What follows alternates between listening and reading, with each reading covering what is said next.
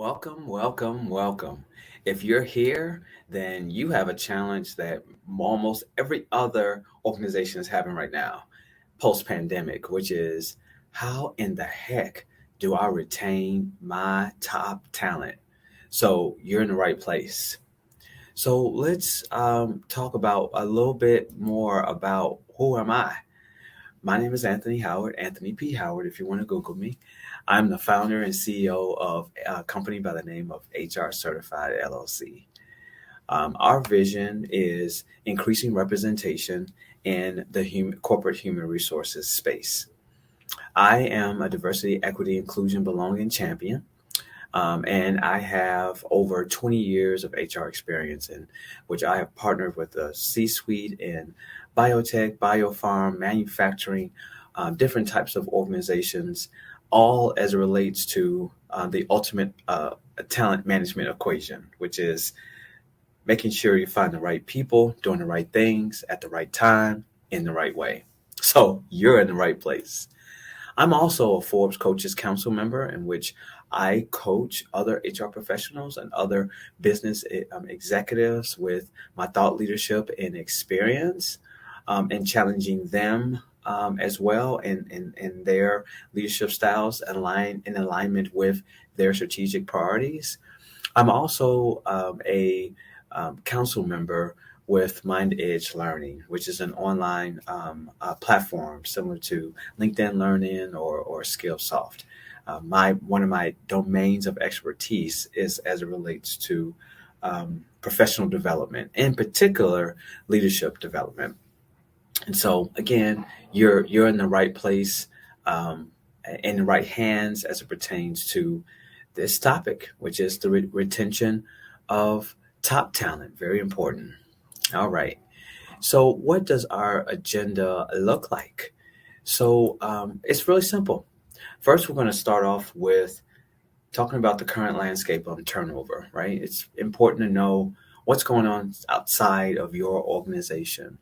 And then we're going to tie that into and the most important aspect of this entire thing, which is uh, you must incorporate this into your strategy, right? In the way that you make money, right?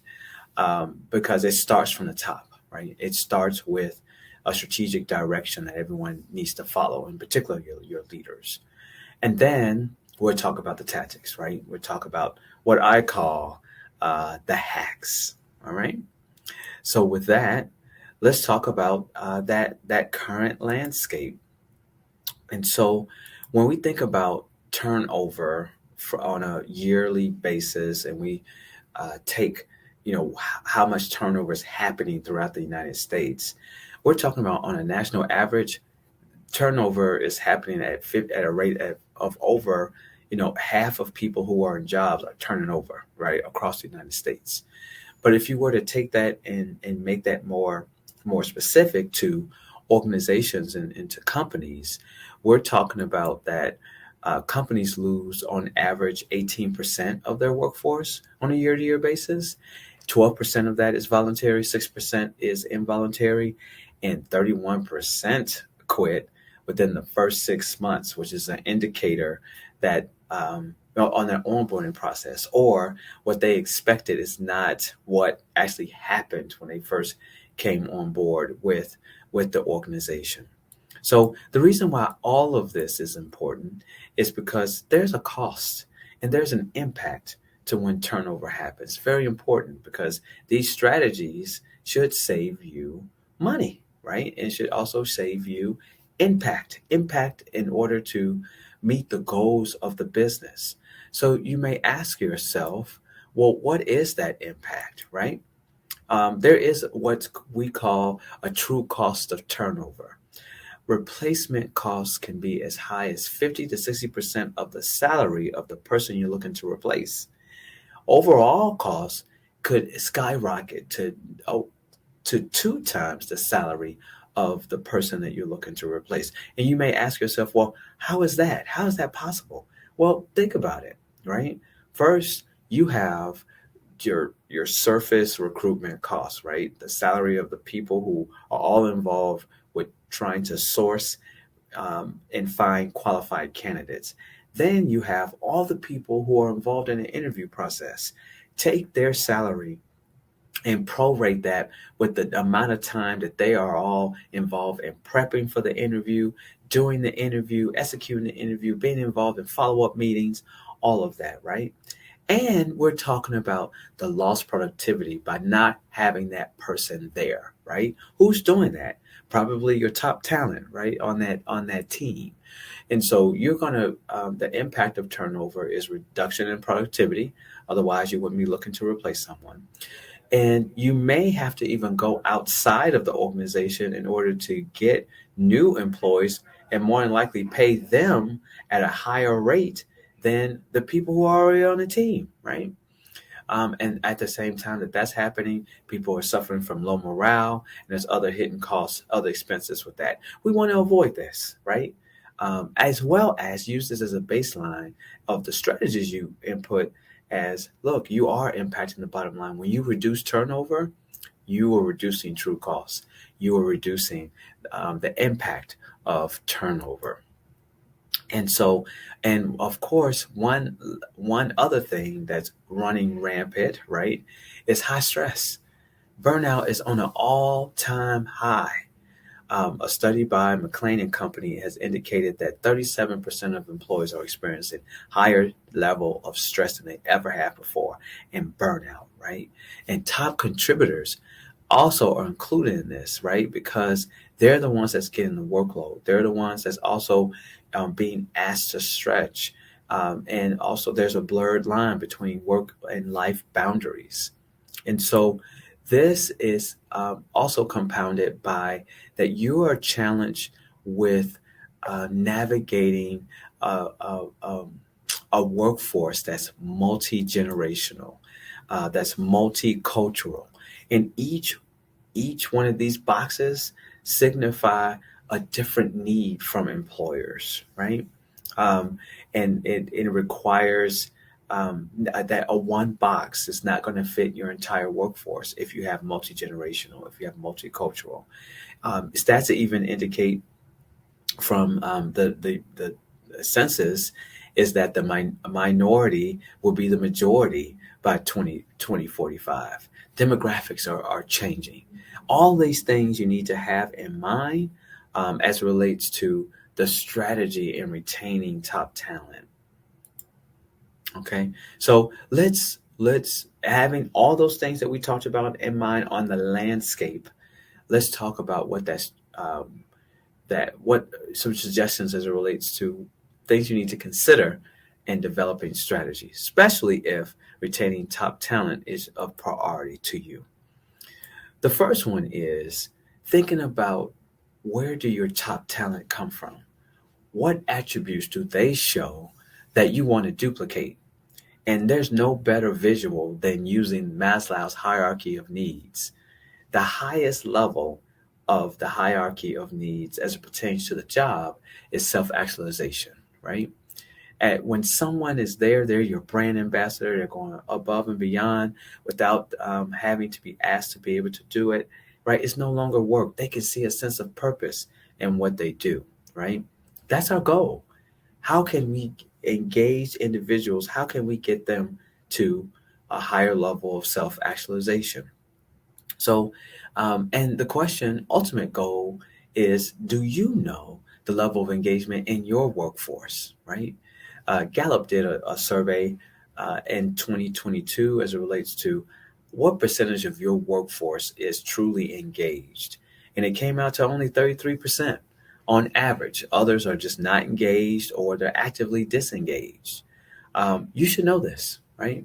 What is the percentage of engagement in your workforce? Because this is where your top talent resides.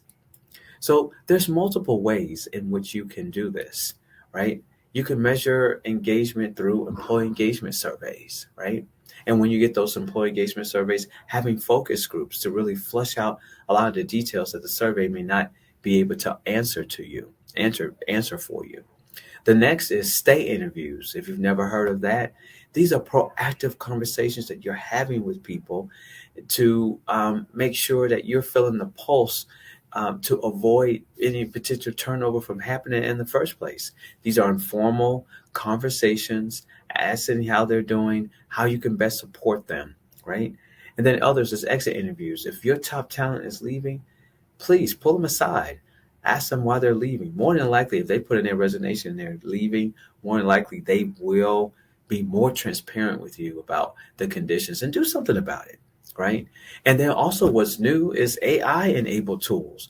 We're talking about technology that allows you to be able to get insights into the workforce without prompting them. We're actually going to provide a link to a provider that really, really does a great job at doing that. So you measure engagements through these methods, best practices to do that. So with that strategy in mind, and that you've done the surveys and that you know what you need to do to attract and to retain top talent, let's talk about 10 hacks that you can incorporate into that to again keep your this is what they want, right? So the first hack is making sure that your workforce is connected to the bigger picture, right?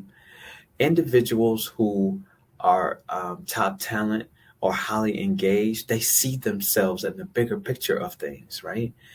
They need to understand how they fit, right? And also continuously reinforce. Don't lose that message. So the next hack is increasing leadership bench strength. I'm sure you've heard it that employees don't leave companies, they leave managers, right? They leave leaders. So some guidelines as it relates to increasing leadership bench strength in your organization starts with, because everything else fails if this doesn't exist, is treat employees with dignity and respect and as the professionals as you hired them to be, right? When that's lost, it's that they're at risk, right? Provide manager training to anyone who supervises people.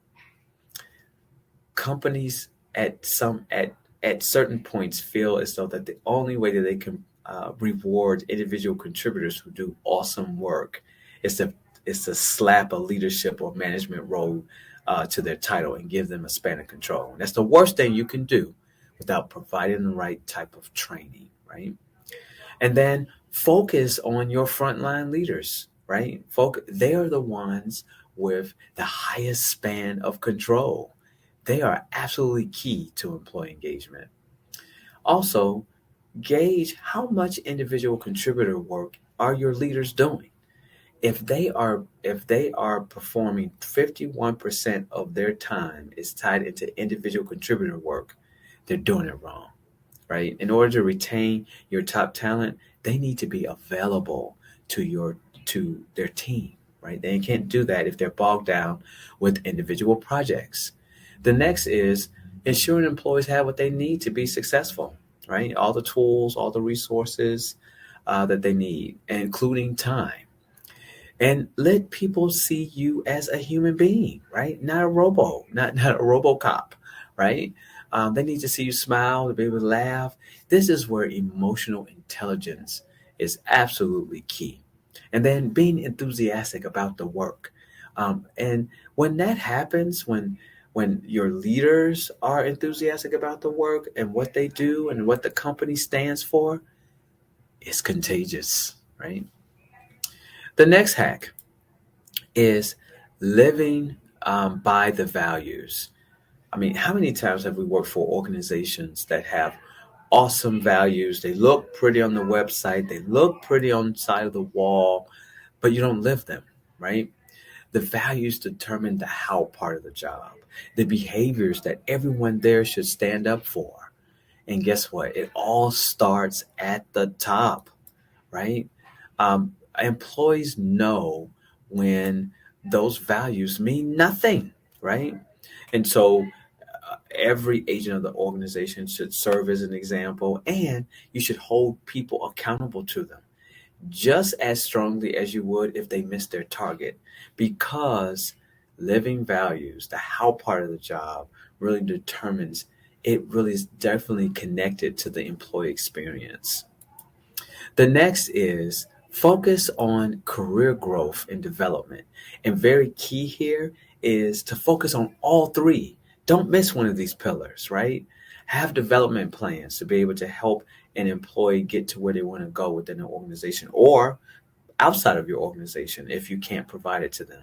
Provide mentorship, right? As well as, especially for those of you who manage employees of protected classes, they need sponsorship. They need people to speak for them in those rooms in which they're not there, right? Career development and career growth is a three-legged stool. The next is when you make a decision to promote someone, make sure that it's a balanced promotional decision. And what do we mean by that? Is first, consider the inside, right? Consider who you currently have and promote those individuals who are top talent. Do not pigeonhole them into their current role. Guess what? They will leave if you do that. Be strategic in the decisions on who to promote and to promote, right? This is one of the most visible decisions that everyone is going to be able to see. And if you make the wrong decision here, right, it can have very detrimental impacts, especially to those top performers. The next is if there are people who are looking for the role and they didn't get the role, explain to them why they didn't get it, right? And if they're receiving a huge promotion, you shouldn't be the only one to indicate that. It should be calibrated. There should be other people within the organization that's saying, you know what? That makes sense that you were promoting that individual. And if trust is not there, right, between employees and the leadership team, think about a committee, right? If the trust is being rebuilt, right? Make balanced decisions as it relates to one of the most visible decisions that you'll make, which is promotions and who you promote. Next is very, very clear. Pay them well, pay them fairly. Make sure that your pay and benefits mix is competitive, is focused on what your workforce needs, is aligned to the mission, vision, values of the organization, and be transparent on what your compensation philosophy is. Don't have them rely on Glassdoor and the word of mouth to determine what your compensation philosophy is in your organizations. And when you identify that there are issues and that there's mistakes, fix them, right? Don't have them linger, right? So pay them well, pay them fairly. The next is reward and recognize those top employees often. And the hack on this part is reward them openly. Well, my asterisk to that is this is only if they like that, right? Because everybody doesn't like to be rewarded openly. But re-recruit them often, right? Remember how we were when they first came on board or what we needed to do to have them come here? Keep that same energy, right? Re-recruit them and create an environment in which they're appreciated for who they are and not just what they do, right? You appreciate for the uniqueness that they bring to the table. And then also care about what your employees care about, right? Do the things that they can be proud of, that they can be proud of, that they are a part of that organization or a part of your team. Support local charities on national cause that's aligned to your mission and vision as an organization. Encourage participation during company time, if applicable. Lean in on individual strengths of the team and culture build if you have diversity, equity, inclusion, belonging programs, and that allow employees to be able to show up and align themselves with, again, the things that employees care about. And involve your employees in change and in decisions. I can tell you some of the best environments that I've ever worked in are companies in which the C-suite executives are very trustworthy to their employees about the things that are going on, right? Share privileged information, ask for feedback, and listen carefully, all right? And it's okay that you say no. But if you do that, just give them a reason on why. Or if there's something communicated out that and the workforce is expecting, if you no longer are able to do it, communicate that too. And then provide opportunities for company-wide events for to involve everybody, right, into the process. And at the end of the day, the one thing that is so important, and this is the things that you hear all the time, is around communication, right? And there's many ways in which you can communicate. They're all listed here. I'm going to come off the screen for a second so you can see it. But as you're looking at those different tools, if you are using these communications right, you're going to get a whole lot of benefit from it.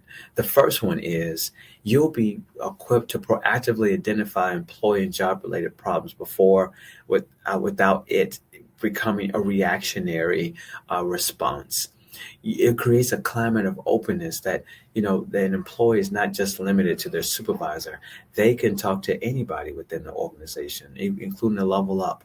It removes barriers for people to feel comfortable in going to talk to HR, going to leaders outside of their span of control. And is used to communicate facts about what's going on with the organization, about the company.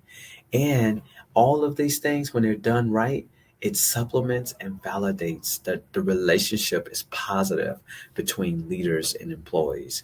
Please take note of all of the different communication channels that you can use to relate to employees. And going back to that hierarchy of needs, the mission is by doing those hacks, you can get your employees up further on the hierarchy of needs to self actualization. And this is the reality is in the end, this is what they want to experience, right? What they want to experience, employees want to experience is that they are paid well, that they're mentored, that they're challenged in their role, that they're promoted when they do great work and they're prepared for that promotion, that you involve them in decisions, that you appreciate that the work that they do and you appreciate them as an individual, that you trust them to be able to do the work, that they're empowered to be able to do it without micromanage, and that they're valued. At the end of the day, the ultimate true hack is that you meet employees where they are. I really do hope that this presentation helped you and the strategies necessary to attract and retain your top talent. And of course, we went through this pretty fast. If you have any questions, we're here for you. We are your HR. You can reach out to me at Anthony@gethrcertified.com. You can call or text the 312 number that's listed here, and you can reach us at